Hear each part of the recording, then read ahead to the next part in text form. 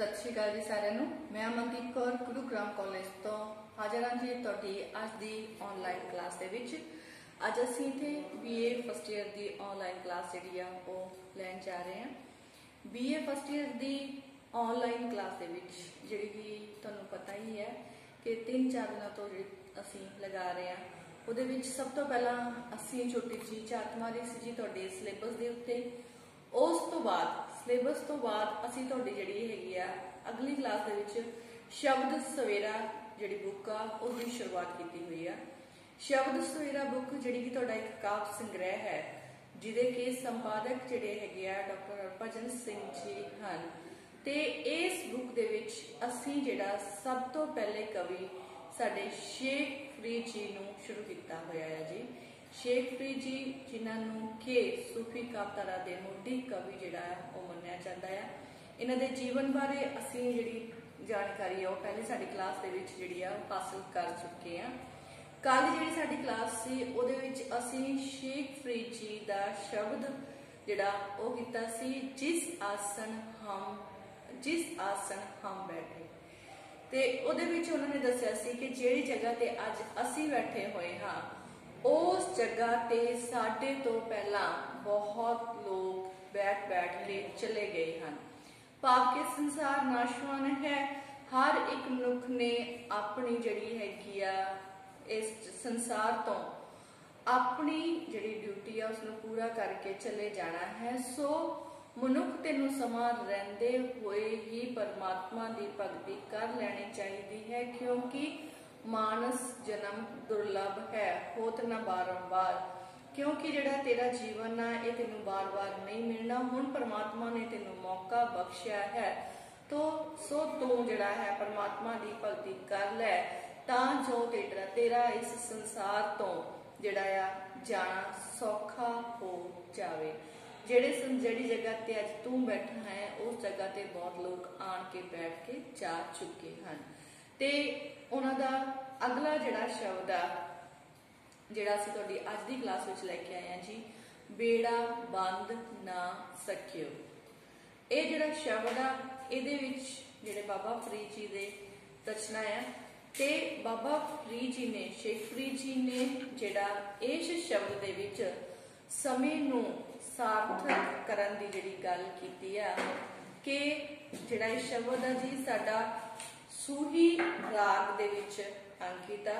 बहुत ही सोहणे ढंग नाल फरीद जी ने रागात्मकता अते जिहड़े अपने रागां दा ज्ञाता होण दा जिहड़ा सबूत आ ਉਹ ਸਾਨੂੰ इस शब्द विच दिता है।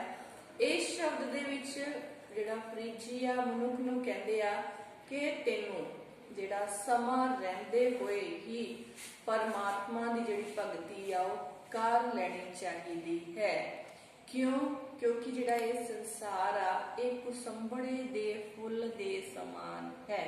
संसार की जिहड़ी उदाहरण आ इस शब्द विच उन्होंने कुसंबड़े दे जिहड़े फुल दे नाल कीती है जिसका रंग बहुत ही भड़कीला है, देखने में बहुत सोहना लगता है, मनुख उस वल खिंचिया जाता है ते उस कुसंबड़े दे फुल नूं जिहड़ा छोहण दी कोशिश करता है पर उसकी शोह प्राप्त होने दे नाल ही वो कुसंबड़े दा फुल खत्म हो जाता है।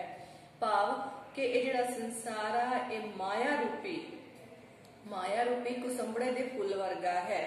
जदों मनुख तू इस माया दे जिहड़ा चंगुल विच फस जाता है तां तेरा इस संसार तो जिहड़ा चलना औखा हो जाता है।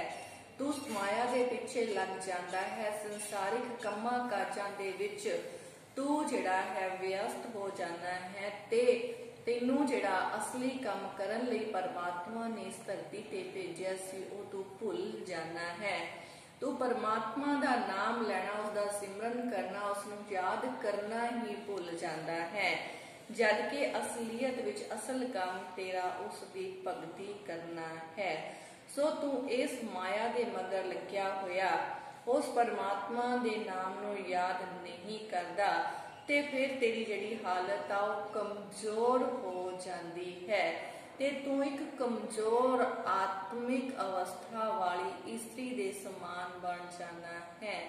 जिस नूं जिहड़ा अपने प्रभुपति परमात्मा दे दर दे उत्ते जदों जाण दा हुक्म आउंदा है तां उस दी आत्मा रूपी हंस जिहड़ा आ ਉਹ फिर जक्का तक्की विच पै जांदा है ते जक्को तक्की करदा होया इत्थों जांदा है। पर जदों परमात्मा दे दर ते जांदा है तां उस नूं फिर उस परमात्मा दे निरादरी भरे शब्द जिहड़े आ ਉਹ सुनने पैंदे हन ते परमात्मा दे दर ते उस नूं जिहड़ी हैगी आ बहुत ज़्यादा फिर दुख जिहड़े आ ਉਹ झलने पैंदे हन।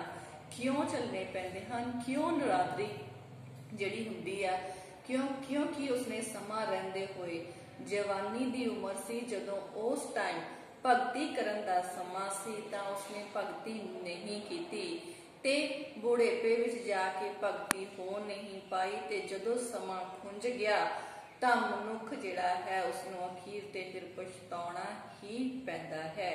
ये जिहड़ा शब्द आ जिहड़ा राग सूही दे विच जिहड़ा साडे कोल दर्जा बेड़ा बंद ना सकियो ते इहदे विच जिहड़ी प्रसंग सहित व्याख्या आ वो असीं पूरी नाल दी नाल करांगे ते नाल दी नाल जिहड़ा शब्द नूं पूरन जिहड़ा समझण दी कोशिश करांगे। सो नाल दी नाल असीं ब्लैक बोर्ड ते लिखांगे ते प्रसंग सहित व्याख्या करांगे। चलदे हां जी असीं अपने शब्द दे वल। बेड़ा बंद ना सकियो। चलते जी साडे शब्द दे वल की कहंदे आ फ्रीजी कहंदे बेड़ा बंद ना सकियो बंधन की वेला बंधन की वेला पर सरवर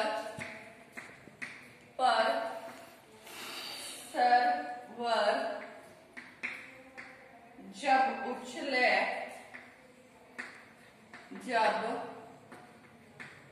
उछले तब तरन दुहेला तब तरन दुहेला तब तरन दुहेला अगे हाथ न लाई संभड़े हाथ ना लाए हाथ न लाए कुसंबड़े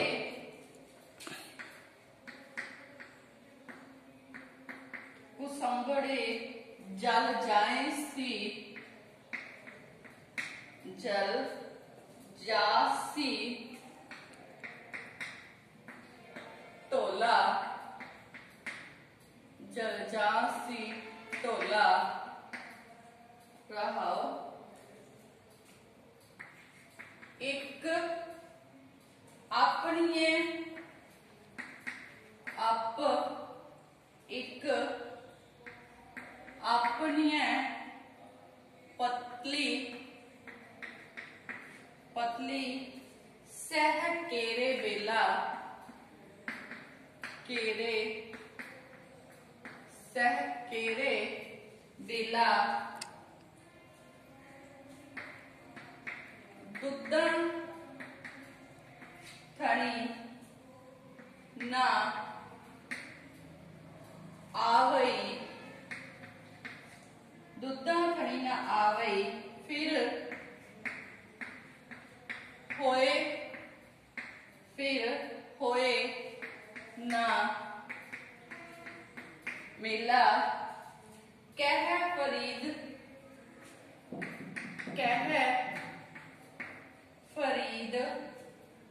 सहेलियो कह फरीद सहेलियो फिर होए ना मेला फिर होए ना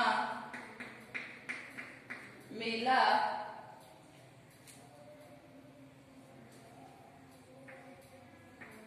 कहे फरीद सहेलियो सोह अलायसी सोह LIC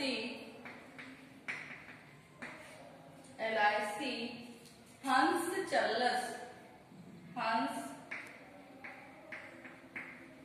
चलसी डूमना हंस चलसी डूमना एह तन ढेरी थीसी एह टन ढेरी थीसी। हाँ जी, ये साडा शब्द आ पूरे का पूरा। बेड़ा बंद ना सकियो, बेड़ा बंद ना सकियो जिहड़ा कि शेख फरीद जी का लिखिया होया, सूफी कावतारा दे पितामह शेख फरीद जी का लिखिया होया, जिहड़ा कि साडा राग सूही विच, सूही राग दे विच ये शब्द जिहड़ा दर्ज आ। फिर इहदे विच जिहड़ा हुण फरीद जी की कहंदे आ, बेड़ा बंद ना सकियो, बेड़ा बंद न सकियो बंधन की वेला, पर सरवर जब उछले तब तरन दुहेला, हाथ न लाए कुसंबड़े जल जाए सी ढोला। रहाओ एक अपनी पतली सह केरे बेला, दुद्धन खनी न आवई फिर होए न मिला, दुद्धन खनी न आवई फिर होए न मिला, कह फरीद सहेलियो फिर होए ना मिला, कह फरीद सहेलियो सोह LIC हंस चलसी डूमना अत एह तन ढेरी थीसी।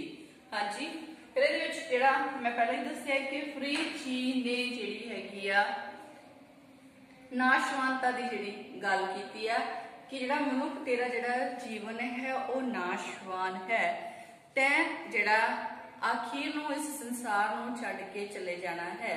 सो तैनूं समा रहिंदे होए ही अपना जिहड़ा नाम रूपी बेड़ा आ उसनूं तैयार कर लेना चाहिदा है, भाव समा रहिंदे परमात्मा की जिहड़ी भगती आ वो कर लेनी चाहिदी है। क्यों? क्योंकि दुनिया नाशवान है, एक कुसंबड़े दे फुल दे समान है जिसका रंग जिहड़ा बहुत भड़कीला है, जिहड़ा सानू अपने वाल खिंचदा है, पर यह चिरजीवी नहीं है, ये नाशवान है, ये सदा रहन वाला नहीं है। सो तेनू माया रूपी इस कुसंबड़े दे फुल दे मगर नहीं लगना चाहिदा, भाव माया दे पिछे लग के अपने जीवन नू व्यर्थ नहीं गवाउणा चाहिदा, समा रहिंदे होए नाम रूपी बेड़ा तैयार कर लेना चाहिदा है। की कहंदे आ जी, बेड़ा बंद ना सकियो हे मनुख जदों तेरे बंधन की वेला, जदों तेरे परमात्मा रूपी जिहड़ा नाम सिमरन दा बेड़ा तैयार करन दा समा सी, उदों तू इस नूं तैयार नहीं कीता। तू अपना जिहड़ा जदों तेरे कोल समा सी, तेरे ते जवानी सी, उदों तू अपने नाम रूपी बेड़े नूं तैयार नहीं कीता, पर सरवर जब उछले तब तरन दुहेला।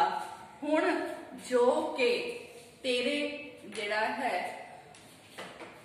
तेरा पापा नाल भरिया होया संसार समुंदर है, जिहड़ा कि विकारां नाल भरिया होया तेरा जिहड़ा ये संसार रूपी समुंदर है, हुण तैनूं इस नूं तरना फिर बड़ा ही औखा लग रहा है।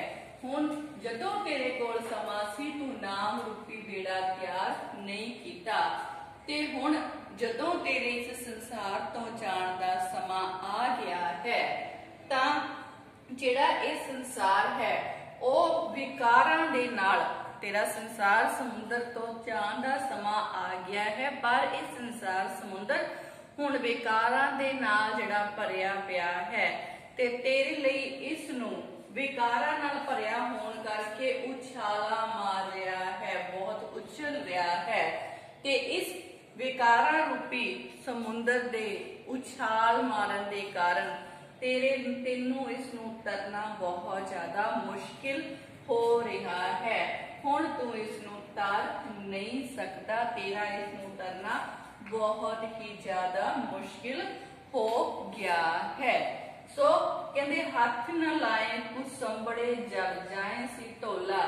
ते संसार नूं, इस संसार नूं माया रूपी कुसंबड़े दे फुल दे नाल जिहड़ी आ फुल दी उदाहरण दे के सानू समझाउण दा यतन करदे आ कि तेनू इस संसार रूपी माया रूपी कुसंबड़े दे फुल नूं हाथ नहीं लाउणा चाहिदा, क्योंकि तू जेकर इसनूं हाथ लाएगा तां जल जाएगा। भाव जेकर तू माया रूपी कुसंबड़े दे फुल दे पिछे लग गया तां तू इस माया दे मोह चक्कर विच ही फस के रह जावेगा।